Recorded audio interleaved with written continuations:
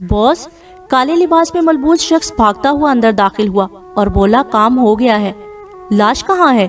आला 3 piece suit में मलबूस जिस शख्स के इर्द गिर्द खूबसूरत लड़कियां झुरमुट बनाकर खड़ी थी मुख्तसरन बोला, बॉस वो शदीद जख्मी हुआ है। हमारे शार्प शूटर ने बड़ी महारत के साथ उसका कामयाब निशाना लगाया है। उसका साथी गाड़ी भगाकर उसे वहां से निकाल ले गया है। फिक्र न करें, हमारे लोग उनका पीछा कर रहे हैं। उस भागम दौड़ में हो सकता है वो मर जाए। माना कि हमारे धंधे में इंसानी जिंदगी की कोई कीमत नहीं होती, मगर जिस बेवकूफ़ी के साथ वो मेरे फैलाए हुए जाल में फंसा था, उसे और उसके साथी को यूं जिंदा वापस जाने देना मुझे नाकाबिले कबूल है। मेरे सारे बने बनाए खेल को बिगाड़ दिया। जो जश्न मैं उसकी मौत पर मनाने वाला था, अब तेरी मौत पर मनाऊंगा। तुम जैसे बुज़दिलों की मुझे कोई जरूरत नहीं। फिर उसने अपने कोट की अंदरूनी पॉकेट से सुनहरी रंग का पिस्टल निकाला और कारिंदे की तरफ करके हंसने लगा। मौत को सर पर देखकर वो गिड़गिड़ाना शुरू हो गया। मुझे माफ कर दे, मुझे माफ कर दे छोटा पंडित, मुझे माफ कर दे। मैं अभी उसके पीछे जाकर उसे अपने हाथों से मारूंगा। वक्त चला गया बेवकूफ, अगर उसके पीछे चला जाता तो बच जाता। तू नाकामी की खबर मेरे पास लाया है जो मुझे हरगिज कबूल नहीं। फिर उसने हाथ में थामे पिस्टल का ट्रिगर दबा दिया, जिसके मुंह से एक सुर्ख रंग का शोला निकला और उसने फर्श पर गिड़गिड़ाते शख्स की जिंदगी को चाट लिया। ये क्या किया भाई साहब आपने? अपने ही खास आदमी को अपने हाथों से मार दिया। इसको एक और मौका दे देते। शंकर, छोटा पंडित अपने बाजू में बैठे अपने छोटे भाई पर चिल्लाते हुए बोला, हारे हुए घोड़े पर दूसरी रेस में शर्त लगाने वाला उल्लू का पट्टा होता है। मैंने तुम्हें अमेरिका से इसलिए नहीं बुलवाया कि मुझे पागलों वाले मशवरे दो। मेरे साथ रहो और मुझसे सीखो कि कैसे काम किया जाता है। इस दुनिया में रहना है तो नरम दिल नहीं संग दिल बनकर रहो, समझे? किसी पर रहम खाया तो वो बदले में तुम पर रहम नहीं खाएगा। कालिया, जी बॉस। हाथ बांधे खड़ा एक शख्स आगे बढ़कर अदब से बोला, जाओ अब इलाके में सब लोगों को मेरे नाम की पर्चियां भिजवा दो। जो इनकार करे ठोक दो।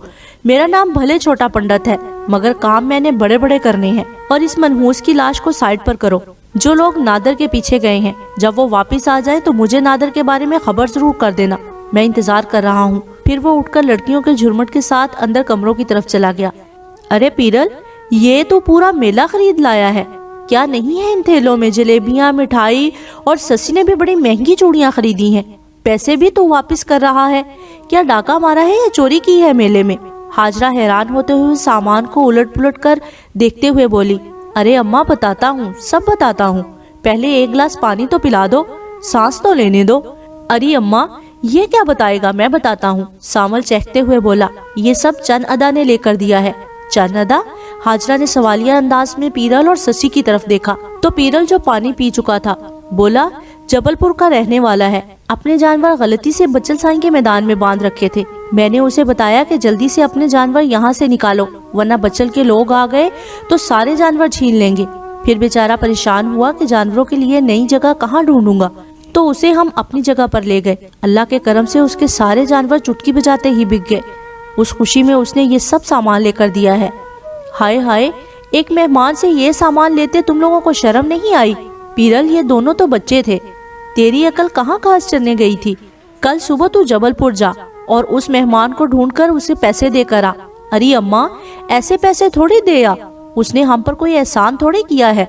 अगर अद्दा उसे ना बताता तो अब तक वो रो रहा होता। उसके सारे जानवर बच्चल साईं लेकर चला गया होता। तू चुप कर, वकील ना बन भाई की। मैंने जो कहा है पीरल वो करेगा। कल ये जबलपुर जाएगा और मेहमान को पैसे वापस करके आएगा। अच्छा माँ, अच्छा, जैसा तू बोल रही है वैसा होगा। ससी और सामल, उठो यहाँ से और अपनी चारपाई पर जाओ। मैंने अम्मा और अब्बा से कोई बात करनी है। पीरल के कहने पर वो दोनों उठकर थोड़े फासले पर रखी अपनी चारपाइयों पर चले गए। पीरल अपनी जगह से उठकर बाप गुलाम रसूल के पास जा बैठा और सरगोशी करते हुए बोला, बाबा, आज मेले में झगड़ा हो गया था। किससे? साईं बच्चल के मुंशी कादिर से। क्या? गुलाम रसूल और हाजरा दोनों यूं चौंके जैसे उनके पाँव के नीचे यकलख्त कोई जहरीला सांप आ गया हो। कैसे और क्यों? चारपाई पर लेटे हुए गुलाम रसूल ने उठते हुए कहा, बस बाबा, शुक्र करें कि बस मैंने उसे थप्पड़ मारा है, वरना जो उसने बात की थी, अगर मेरे पास कुल्हाड़ी होती तो उसकी गर्दन उड़ा देता।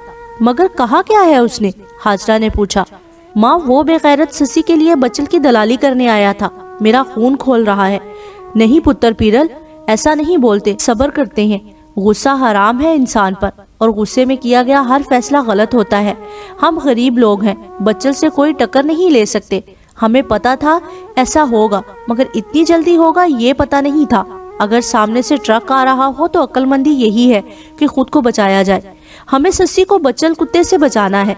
यही वजह है कि तेरी माँ उसे मेले पर नहीं जाने दे रही थी। अब सस्सी के लिए कोई अच्छा सा छोरा ढूंढना है और बच्चल को मालूम पड़ने से पहले ही सस्सी को ब्याह देते हैं। पैसों का बंदोबस्त मैं कहीं न कहीं से जमीन रहन में रखवा कर लूंगा, मगर मसला किसी अच्छे छोरे को ढूंढने का है।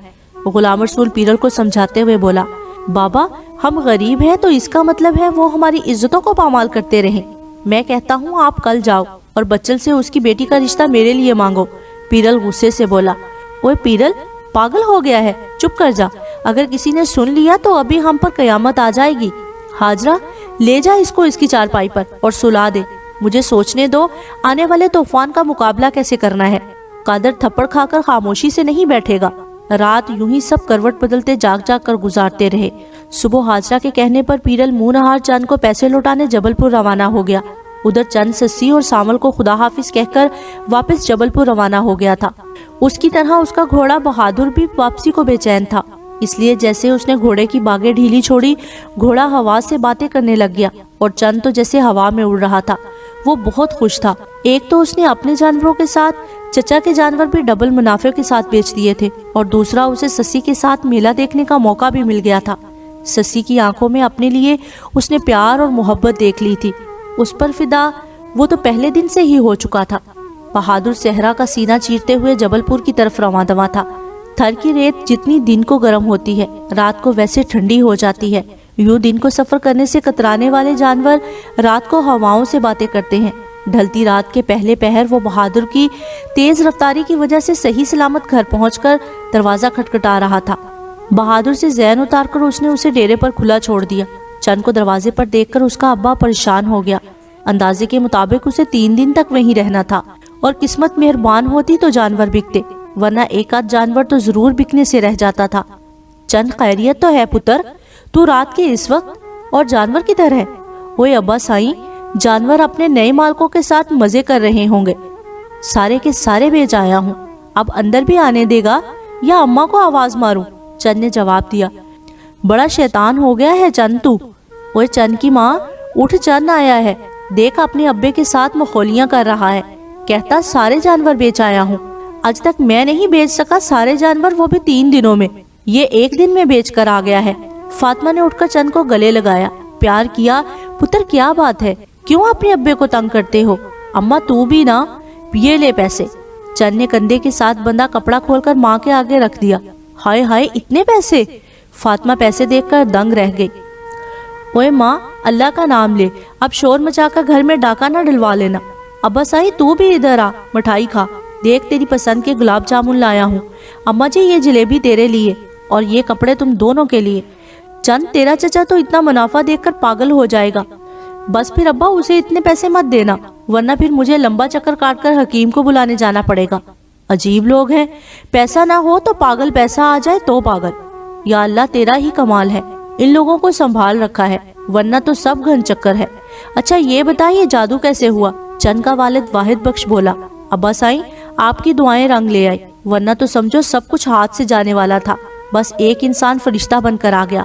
फिर उसने पीरल, सस्सी, सावल के बारे में बताया कि कैसे उन्होंने उसकी मदद की और उसने इतना मुनाफा कमाया। बेटा ये दुनिया अभी तक फरिश्ता सिर्फ लोगों से भरी हुई है, खुदा उनकी इज्जतें सलामत रखे।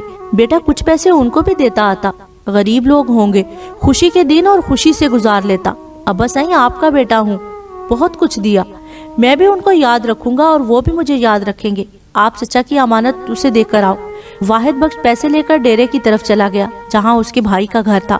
वैसे भी उसने जानवरों की हिफाजत के लिए वहीं सोना था। चंद पुत्र तू लंबा सफर करके आया है, मैं बिस्तर बिछा देती हूँ, तू सो जा। अम्मा नींद नहीं आ रही मुझे, तू सो जा, मैं नींद आते ही सो जाऊंगा। अच्छा पुत्र सो जरूर जाना।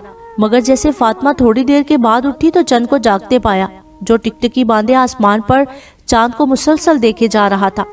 वो हैरान होकर उसके पास आ गई। चंद खैर तो है, ये आज चांद पर क्यों दूरबीन लगाए बैठा है? इतना लंबा सफर करके आया है और सो भी नहीं रहा। माँ वो सस्सी, वो कुछ कहते कहते रुक गया। आगे भी बोल, वो सस्सी, मेरा मतलब है चांद कितना खूबसूरत है, बस वही देख रहा था। माँ को बेवकूफ बना रहा है जिसने तुम्हें पैदा किया है। सस्सी कौन है और कैसी है, अच्छी लगी तुम्हें? माँ वो जो अपनी गोरी गाय है ना, उसकी सूरत के आगे कुछ भी नहीं। अपने बाप पर गया है नामुराद आशिक। मिसाल तो कोई ढंग की दे, वो भी कभी मुझे बकरियों से मिलाता फिरता और कभी गायों से। माँ सुन तो सही, मुझे समझ नहीं आ रही क्या कहूँ। ये चांद और सस्सी एक जैसे हैं। जिस पीरल अदा ने मेरी मदद की थी वो उसकी बहन है, और पहले दिन जब मैं जबलपुर गया था तो मुझे रास्ता भी उसी ने भटकाया था। अगर तू एक बार देख ले उसे तो दीवानी हो जाएगी उसकी। अच्छा ये बात है, तो फिर चलते हैं एक दो दिन ठहर कर। वैसे भी तेरा अब्बा कह रहा था अगर इस साल मुनाफा अच्छा मिलता है तो बहू घर ले आते हैं। सच्ची माँ? फिर तैयारी करो ना बचलपुर जाने की। मैं अब सो रहा हूँ, अब्बा को खुद बता देना। मुझे शर्म आती है बार बार सस्सी का नाम लेते हुए। और चंद ने करवट बदलकर आंखें बंद कर ली, मगर नींद खुशी के मारे उससे कोसों दूर थी। नादिर की गर्दन से खून निकलकर बड़ी तेजी से नीचे बह रहा था, जबकि वो खुद फ्रंट सीट पर बेसुध पड़ा था और उखड़ी उखड़ी सांसें ले रहा था। असलम तेज रफ्तारी के साथ गाड़ी चलाई जा रहा था। एक आंख उसने गाड़ी के साइड वाले शीशे पर पीछे देखने के लिए जमा रखी थी, जहां से एक मिनी कार मुसलसल उनका ताक़ुब कर रही थी। सबसे पहले उनको चकमा देकर उसे जान छुड़ाना थी, फिर नादिर को अस्पताल लेकर जाना था। नादिर की हालत देखकर उसका दिमाग पहले ही माऊफ हो चुका था। जिन सड़कों पर गाड़ी दौड़ रही थी वो उन सड़कों और इलाके का कीड़ा था। मेन रोड पर चलते वो कभी भी उनसे जान नहीं छुड़ा सकता था। उसने यही सोचकर गाड़ी का स्टीयरिंग घुमाया और अंदरूने शहर की तंग गलियों में दाखिल हो गया। मुख्तलिफ सड़कों से चक्कर काटता हुआ उसने एक जगह पर गाड़ी रोकी। सामने एक रिक्शा खड़ा था। उसने दरवाजा खोलकर नादिर को खींचकर बाहर निकाला और उठाकर उस रिक्शे की पिछली सीट पर लिटा दिया। फिर जल्दी से जेब से एक चाबी निकालकर रिक्शे को लगाई तो रिक्शा स्टार्ट हो गया। अब वो इत्मीनान से सांस लेता चल पड़ा। जिस तंग गली में उसने गाड़ी खड़ी की थी वहां से किसी दूसरी गाड़ी का गुजरना नामुमकिन था। जब तक वो चक्कर काटकर उनके पीछे आते तब तक वो नादिर को उनकी पहुंच से दूर ले जा चुका होता। Hello, Ramlal speaking. सर, मारवी मैडम से बात हो सकती है? इमरजेंसी है, 1 मिनट सब्र करो, वो सो रही है, अभी उठाता हूँ उसे। फिर वो बेटी के कमरे में गया और उसे उठाकर आने वाले फोन का बताया। फिर उसके पीछे चलता हुआ आकर खड़ा हो गया। मारवी ने फोन उठाकर हेलो कहा।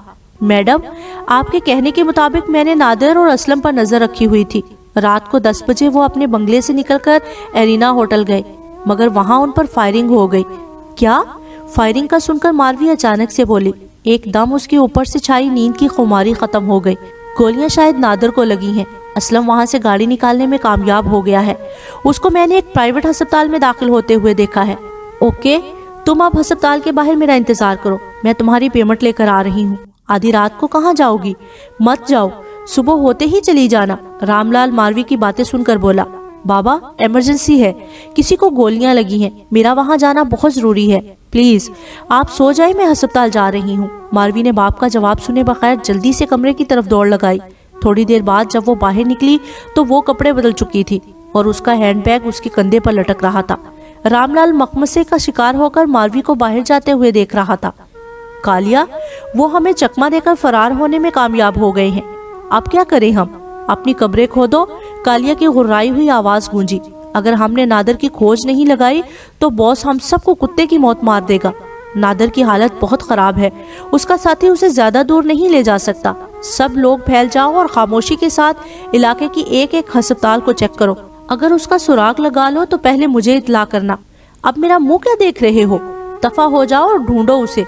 वो सब लोग गाड़ी में बैठकर चले गए। कालिया थोड़ी देर सर खुजाने के बाद कुछ सोचता हुआ अपनी कार में बैठा और कार स्टार्ट करके सड़क पर डाल दी। उसका रुख गुंजानाबाद इलाके में एक गैर मारूफ अस्पताल की तरफ था। मारवी घर से निकलकर नाक की सीध में सीधा अस्पताल पहुंची, जहां उसकी गाड़ी देखकर दीवार की ओर से आम लिबास में मलबूस शख्स उसकी तरफ बढ़ा। एक इशारा किया और दोबारा दीवार की ओर में चला गया। मारवी उसका इशारा समझ गई। गाड़ी साइड पर खड़ी करके वो उसकी तरफ बढ़ी। दीवार के पास जाकर उसने हैंडबैग से नोटों की एक भारी गड्डी निकालकर उस शख्स के हवाले की। पैसे लेने के बाद वो शख्स बोला, मैडम ख्याल रहे, उन लोगों का पीछा किया जा रहा है, हो सकता है वो लोग शिकारी कुत्तों की तरह बू सूंघते सूंघते यहाँ पहुंच जाए। ठीक है, तुम जाओ। वो शख्स वहां से चला गया। मारवी अस्पताल के अंदर चली गई। रात का वक्त होने की वजह से इस्तकबालिया पर एक शख्स बैठा ऊँघ रहा था। मारवी ने उसे असलम नाम का हवाला दिया और अस्पताल में आने वाले जख्मी शख्स का पूछा तो उसने सीढ़ियों की तरफ इशारा किया। वो सीढ़ियां चढ़कर जब दूसरे फ्लोर पर पहुंची तो सामने एक लकड़ी के बेंच पर असलम सर झुकाए बैठा था। جو اس کے گیلری میں قدموں کی گونجتی آواز سن کر اٹھ کھڑا ہوا اور اسے دیکھتے ہی حیرانی سے بولا، میڈم آپ اور یہاں اس وقت؟ خیریت تو ہے؟ اس کی شرٹ نادر کے بہنے والے خون سے بھیگ چکی تھی اور آنکھیں آنسوؤں سے بھر چکی تھی۔ نادر کیسا ہے؟ ماروی اس کے سوالوں کا جواب دیے بغیر بولی۔ آپ کو کیسے پتا چلا؟ کس نے بتایا؟ کرائم انویسٹیگیٹ صحافی ہوں، شہر میں میرے اپنے ذرائع بھی ہیں معلوم کرنے کے لیے۔ تم یہ بتاؤ نادر کیسا ہے؟